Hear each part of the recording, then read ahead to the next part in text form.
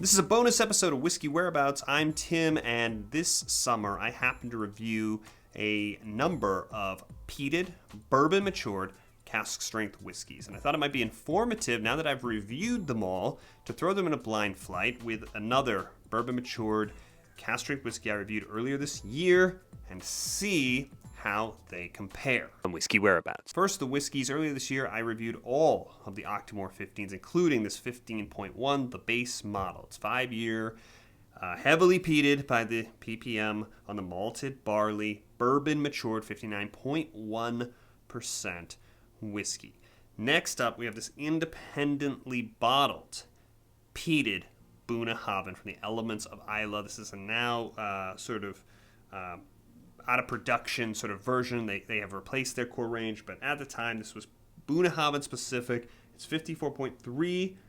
It was distilled in 2013. It was bottled in 2022. It's 8-year whiskey, and the vatting yielded 732 bottles out of only 3 bourbon casks. Next we have this Kilkerran 8-year cask strength, 55.6%, fully bourbon matured whiskey that I just reviewed, the last video that was posted on this channel. And finally, we have this 10-year cask strength Ledaig. This is a limited edition they called the Hebridean Moon, but what we have is 58.8% fully bourbon matured from second fill bourbon casks. So I really like to do these blind flights on the channel. I'll just come up with reasons to do it. Here's one now. And I just think that there's a lot of value to sort of really strip away as much of our preconceived expectations that we're going to project onto the whiskeys when we're tasting them. It's less about trying to see if I can trick myself so I can't identify which whiskey is which. One of these is going to be very obvious which whiskey it is. It's about trying to get them in as neutral a position and mix them up so that I have not already prejudged them and see how they truly compare. And the expectation when you see the bottles as I introduce them is that, well, the Octomore is going to win, right?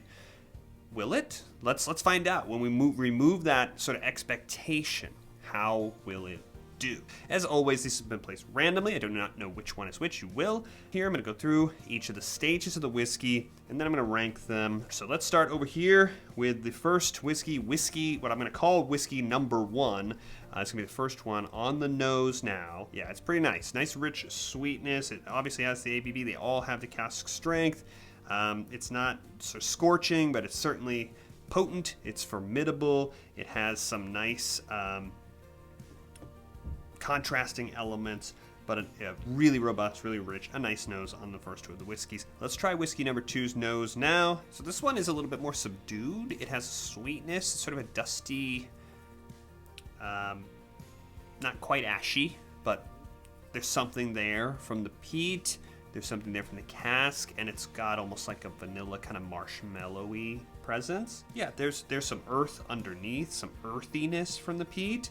A nice nose. It is not as rich here as the first two of the noses. So let's try on whiskey number 3 now. On the nose, yeah, more vibrant, more pungent. It has a high and a low end. It has a sort of a minty, fruity, kind of crisp, and then it has a ballast, a real earthy, much more pungent element on this nose. Here on whiskey number 4, sharper, a little bit, very, very sweet. It's got the vanilla. It has a sour fruit element to it. Yeah, and a chocolatey kind of element to it. The sweetness really concentrated on that one. So some interesting noses, and when we get to the palate, I think they're gonna start really separating. I have ideas, but it's not as just huge, obvious like you might expect on what a couple of these are at this stage. I'm now going to rank the noses, and it's a 2-horse race here. These whiskeys at the edges are by far the best noses. They're different, but I'm going to say 4, 1, and then I'm going to say 3, and then 2 will be the last place nose. Moving on to the palates now. Starting over here with whiskey number 1. It's nice. I'm trying to stay focused on the palate. The finish is the whole thing on this whiskey. But it's, it's vanilla, obviously, with all that bourbon cask. It's pretty creamy. It has a leather to it. It has an earthiness to it. So get a little water and we'll move on. Whiskey number 2 on the palate now. It's a little bit more subdued on the palate than this one. These are all big ABV whiskeys. It's just the way it's presenting. And a little bit more ashier. Getting a little bit more of the peat fire presence here.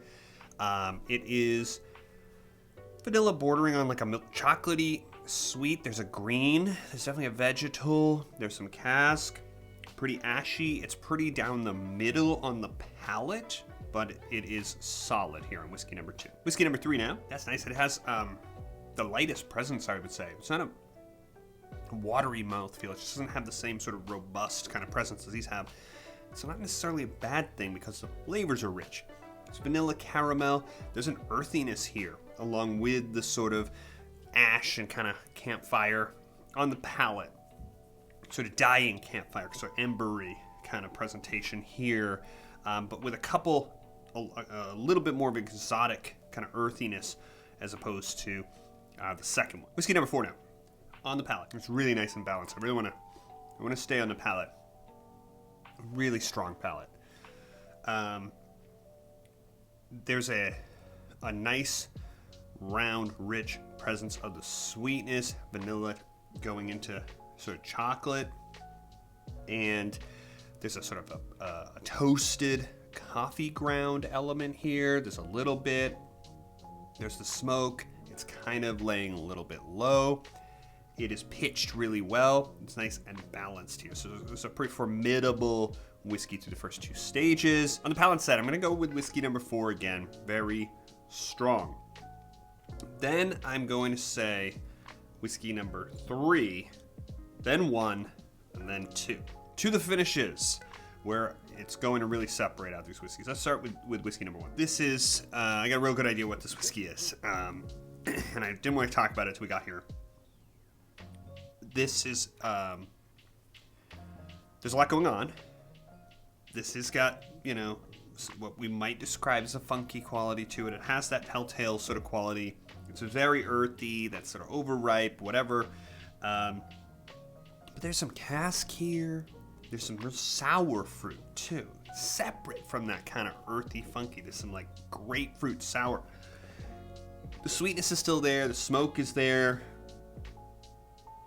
I'll double check this as I go back through, but I think the finish is the biggest stage for presenting the peat smoke on all of them. So that's certainly the case with this whiskey, but one of the reasons I kind of have a real good feel about which whiskey this is that was kind of my thing with this whiskey on the finish. Moving on, let's do the second finish. Yeah, all the things you expect here. You got a nice plume of cask along with the plume of smoke, but it's offset. You've got a sweetness that's really gone full chocolatey here. There's something earthy, but it's gardeny, it's herby, maybe minty. It's nice. Again, it's not the most exotic. Whiskey number 3. On the finish this time. There's a fruit sort of presence here, pretty rich red fruit presence to go with the sort of vanilla, a little bit of that coffee ground, that little bit of cask. There's a nice plume of the smoke. It's all wrapped up in a nice kind of toasted over the fire quality. It's a nice finish. Let's check out whiskey number 4 now on the finish. There's so much smoke.